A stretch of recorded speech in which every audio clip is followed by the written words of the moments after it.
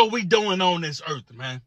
Every day, most of us wake up and go to a job that we really don't like, but we can't really quit because we got to get the money to pay the bills that they say it's important to pay. I am so fucking sick of looking for a job in the United States during late stage capitalism.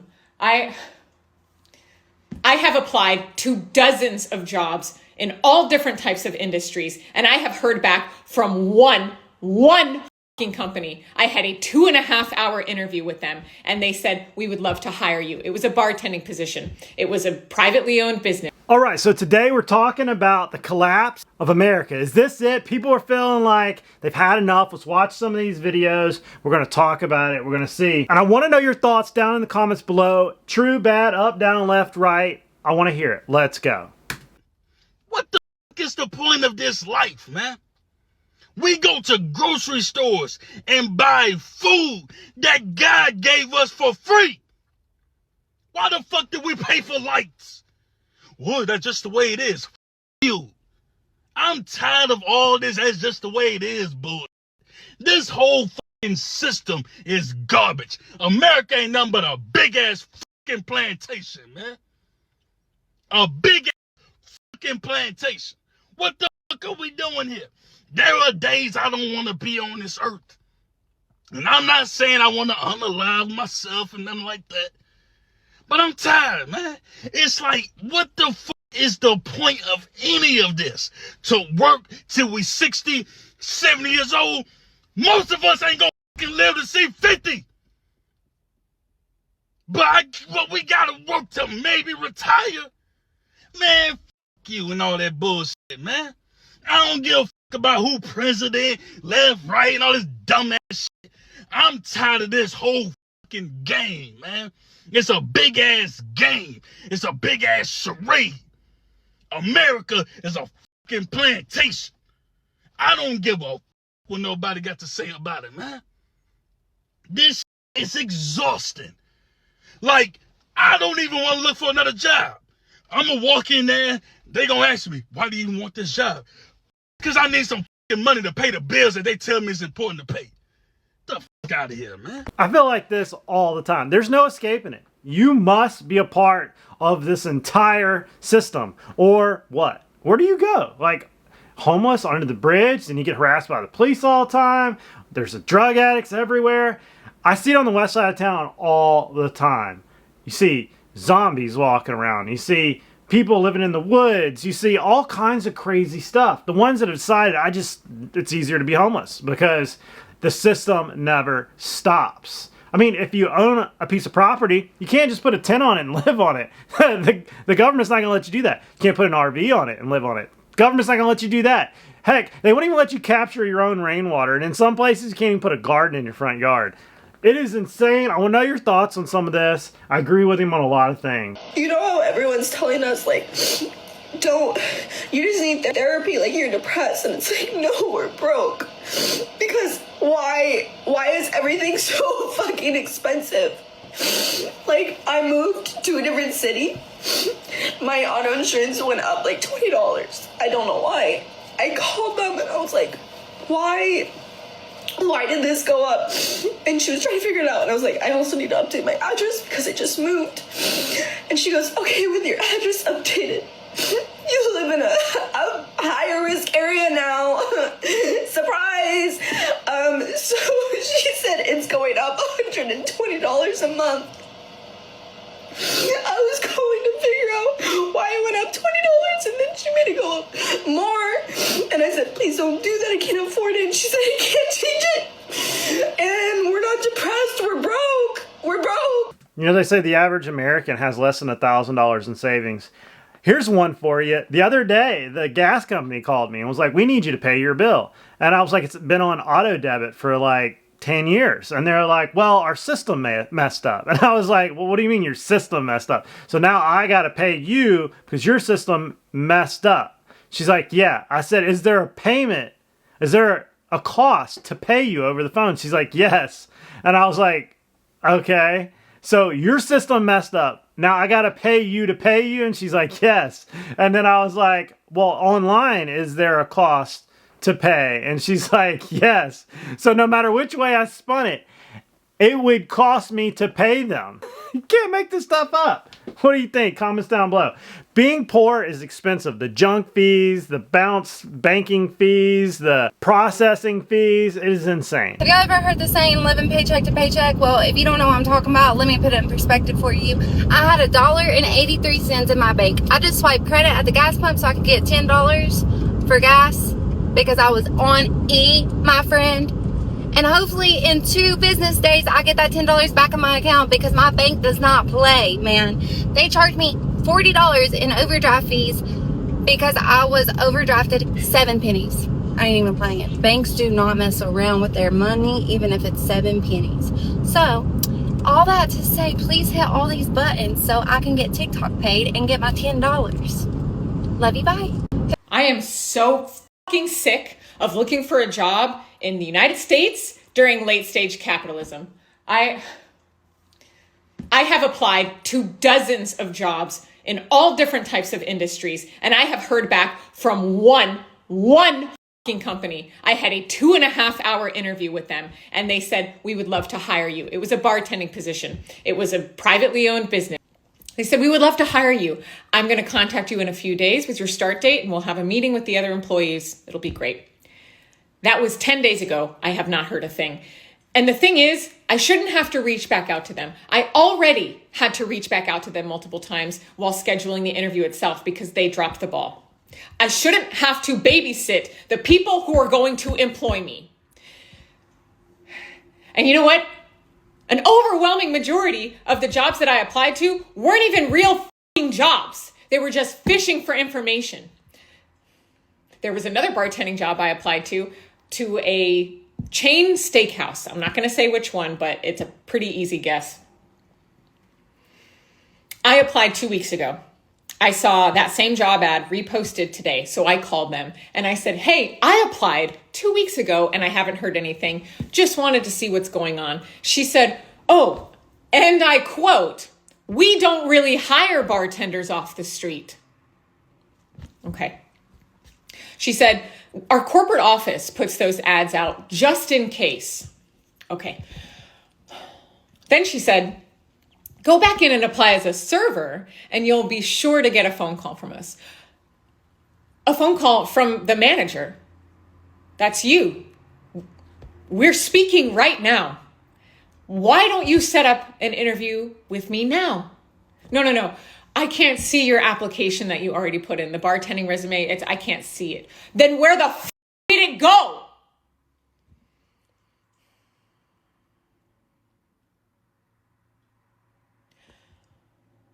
So I got a job that I'm not starting, apparently.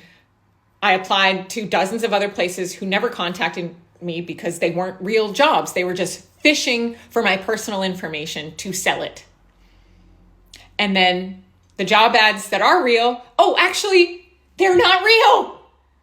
They're not real. Yeah, we need bartenders, but we don't actually hire bartenders.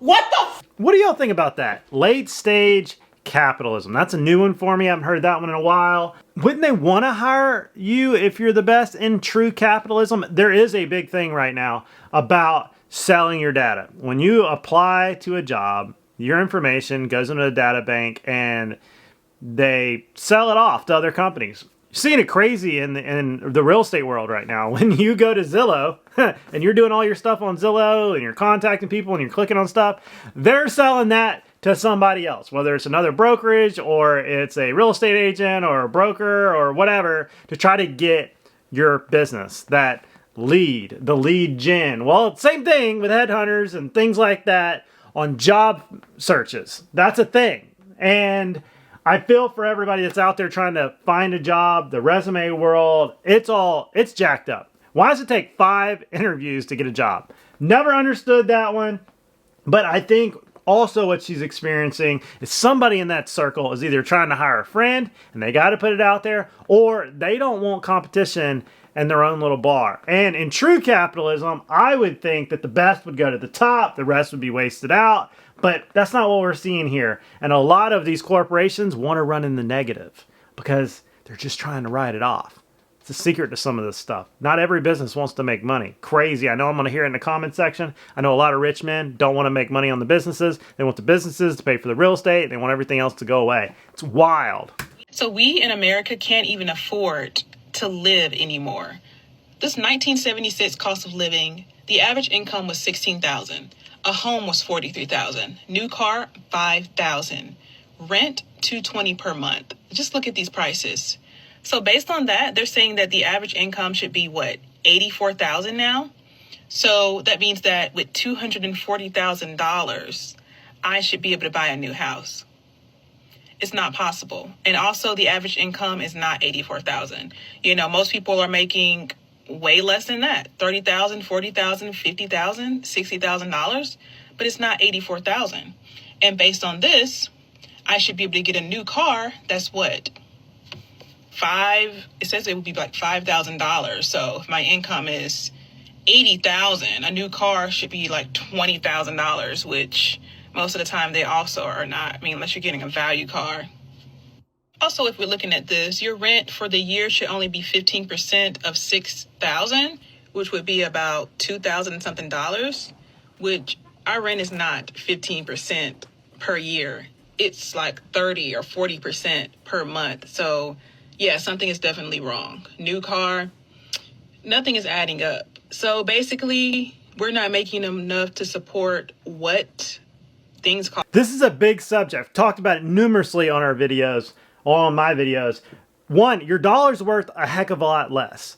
Also, our idea of what it takes to live has gone up through the roof. I mean, we haven't talked about cell phone bills, electrical bills. We haven't talked about childcare. We haven't talked about all the things it takes for a two-income system, and the fact that you have to have a two-income system. It used to just be a one-income system. Like my house, I've talked about this numerously. It only had two outlets in each room. Why? Because you only had a light and maybe a fan. Maybe. There was no computers, there was no AC, there was no ice boxes, refrigerators, all these things we have, HVACs, everything we have today. TVs, computers, they weren't a thing back in the day. It wasn't until, probably the 1980s where people actually saw AC here, and even in Florida.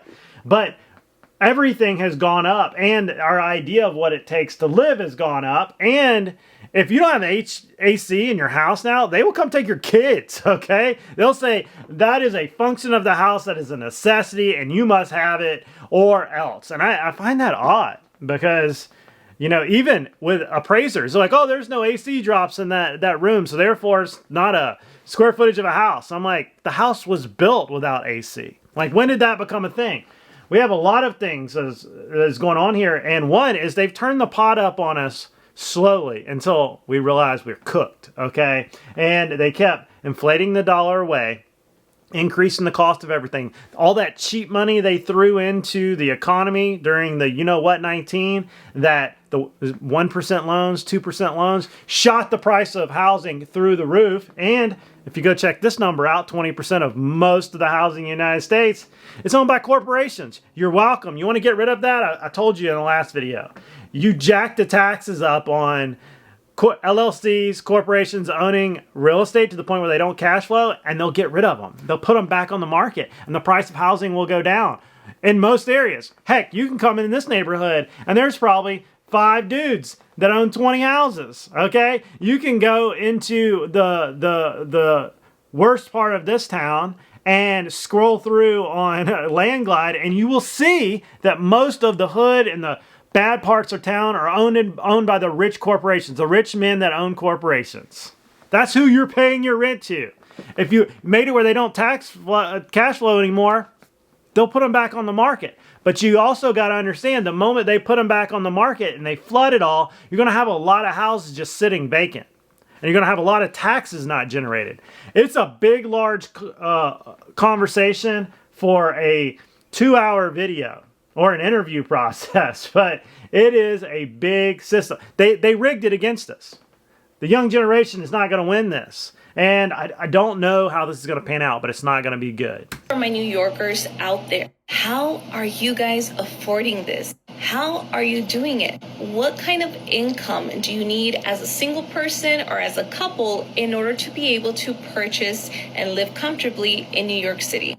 We're going to be here for a couple of weeks, and thankfully we have a rental available. We are currently staying in the West Village. My husband and I each make over 6 figures, and if we wanted to live here, we could not afford the rent in this property, much less buy it. Now, maybe if we sold off some of our properties, like I have some investment properties, he has a house, maybe we could come up with the money to purchase. But even if we did, it would be a 2-bedroom home, no backyard, ridiculous HOA, and on top of that, everything else is so expensive. How are you guys doing? Not to mention the state income tax in New York, okay? I wouldn't want to live there simply because of that. Not to mention everything's super expensive. You go out to eat, you've got tips now that are considered surcharges because they're not optional. You know, it used to be to ensure prompt service, tipped a guy, worked really hard. Now you better tip or they will shame you even if it's a bad job. Or even if you're just ordering over the counter. It's out of control. I've talked about it on many videos. I love tipping, but I don't like being forced to tip for bad service or for something that used to not be tipped, like getting a pizza at a counter or getting a sandwich over the counter that was already pre-packaged and they just handed it to you. I went to get some seafood the other day here in town, and you order at the counter, you get your own drink, you stand in line to get it, and they want a tip. What do you think about that? What do y'all think? If you're living in the US, here's a serious question for you. How are you affording to exist? Because in the last month alone, my 1-year-old and I have spent almost $1,000 on healthcare bills just for like checkups, drop-in visits, because my daycare requires a note from my doctor if she gets sick for her to come back. Each one of those visits is like $100. I'm paying for insurance. That's not even including what my husband pays for his insurance. I think he pays like $300. So really it's like $1,300. Not to mention the fact that yesterday I went to the dentist. I go to the dentist twice a year. I got a new dentist because I moved, and he does the x-rays, takes all the pictures and all that, tells me all my fillings need to be replaced. Every single one, including the crown I have, needs to be replaced. $3,000. Having a kid in America is insanely expensive. I tried making a video on it, didn't do very well, but I covered a lot of the topics, and I'm surprised people don't want to talk about these things, that and elder care. To have anything for a child, I mean, not to mention with daycare, they require all the shots, they require all the documentation, and if they just decide, hey, we're not gonna have school today, they cancel school, then you can't work that day because they canceled your daycare. And let's say you make $500 to $1,000 a day. Well, every time they cancel daycare, not only are you paying for that day that they canceled, you couldn't go to work that day and you couldn't make a living. So let's say you do that 5 times in the year, that's $5,000 plus the cost of the daycare. Super expensive. Opportunity missed. We don't talk about how much the opportunity to make the dollar is just as expensive when you lose that as losing the dollar. On to the next. I am homeless, living here in my car, even though I work often 50 to 60 hours every single week by doing food deliveries and grocery deliveries. I walk dogs and I pick up other gig work. It just isn't enough to afford rent, which is now $1,800 per month for a 1-bedroom apartment. And this is for most of America, and some states are even higher than that. So this is where I live. This is my little home. And you're talking about how this generation is cooked from the beginning. We're the only generation that can't afford housing, bro. We can't afford a home, no matter how much you try. You have to be ultra successful. You have to be an entrepreneur to afford a home in this day and age. You can't do it with your minimum wage job, and you definitely can't do it with your 20 an hour job. Like, think about that, bro. We can't even afford a home, and they want us to worry about what's going on in America. I can't even concentrate on what's going on when my life has been cooked from the beginning. I want to know your thoughts on this. For me, I bought an old house, had to learn how to work on it. Me and my wife did all the renovations of this house. It's on this channel. I bought a 1940s house with shag carpet, and we worked on it. And I had to learn how to plumb, do electrical, sheetrock, whole 9 yards. And it was $67,000. And when I bought it, people laughed at me. They're like, oh, you're going to live over there? But we did it. We accomplished it. And then in the meanwhile, the neighborhood turned over. Amazing little place. Do we think that housing is not attainable and people don't want to go out there and look for it and maybe live someplace that they don't want to talk about it or whatever? Which I talk about it, I don't care. I have a paid for house, whatever. Or is people just being too entitled? They think they got to have the $400,000 house, the white picket fence, the 2,000 square feet, the 4-bedroom, 3-bath, all those things. I see young people, because I'm a real estate agent, I see young people say this all the time. And I'm like, but a 800 square feet until you have a few kids, probably going to work too. I mean, it worked in 1940. My dad grew up in a 800 square feet with five siblings. I mean, are we asking too much, or is it truly not out there? I wonder that question. I want to hear your thoughts. I went and found something that I could afford. Maybe I got lucky. I picked the right one. Everybody helped me working on it. And it was a dump when I bought it. the videos on this channel. But we did it. I wonder that question. Y'all begging ass bum motherfuckers. I'm so sick. Let me tell you something. I'm the spokesperson for the fucking internet today. We sick of y'all begging motherfuckers. Okay, we tired of it. Y'all motherfuckers, y'all can't feed y'all kids. Y'all sleeping in your car. Y'all can't pay your rent. Y'all motherfuckers, oh, my mom died. I can't bury her, or I can't go visit. Can y'all send me? Yo, y'all begging motherfuckers. Bring back shame. Because the internet is set up for people like the girl from Burger King that was working by herself. It's so many stories on the internet that the internet changed people's lives, but they didn't ask for help. The internet reached out and helped them. Y'all begging bum because y'all getting on our nerves. Like I said, I'm the spokesperson today for the motherfucking entire internet. We sick of that shit. And second of all, y'all motherfuckers that turn y'all camera on and start crying. Now see, y'all motherfuckers right there. Now see, y'all pisses me the fuck off. I ain't never, you turned your camera on and start crying to tell y'all story. Like, get the fuck off the internet with that shit. Y'all pissing me the fuck off. We're sick of it. Like I said, I'm speaking for every fucker. What do you think of what she said right there? Do you think that people are pandering? I see a lot of pandering on the internet. Or are people just demonstrating that there is a problem and it needs for change? I want to know your thoughts.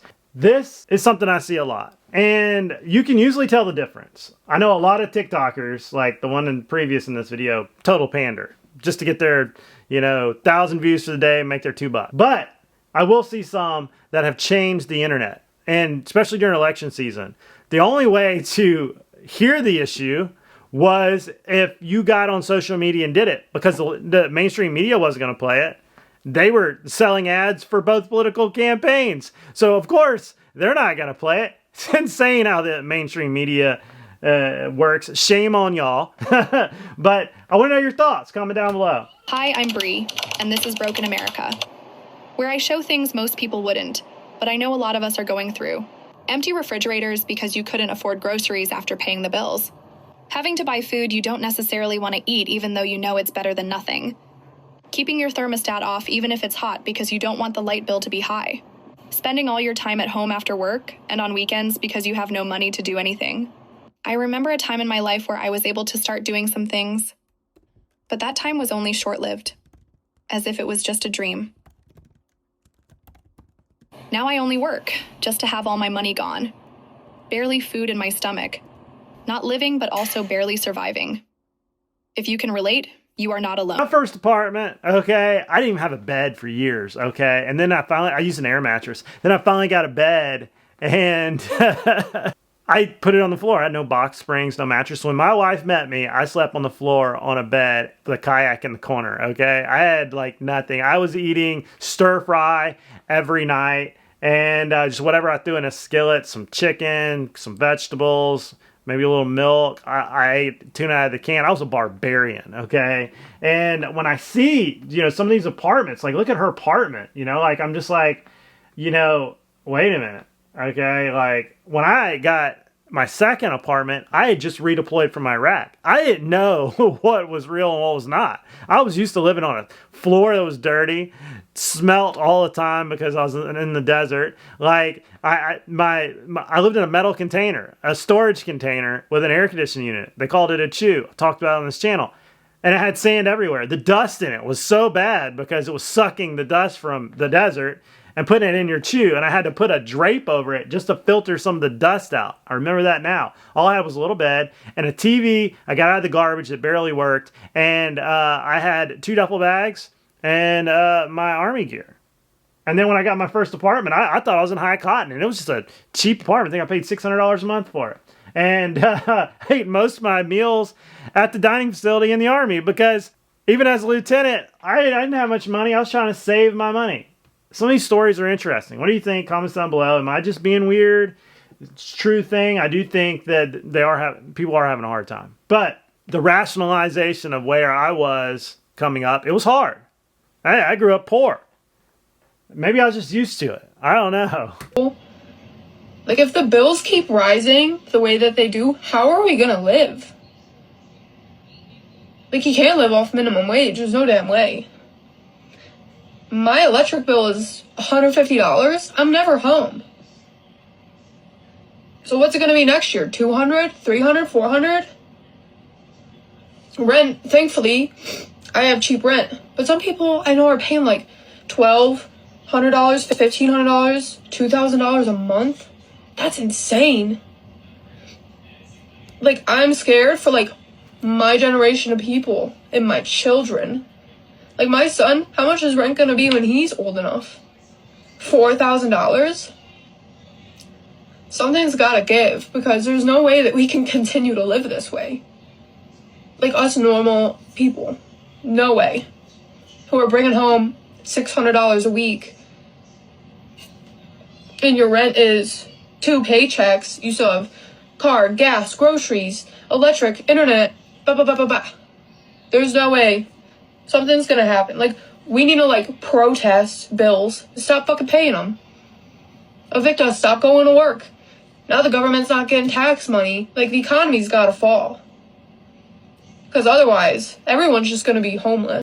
It's going to keep going up. This is the ultimate wealth-income gap puller right now. This thing is getting huge, and it's going to keep going up. Nothing is going to go down, especially in real estate. Insurance goes up continuously.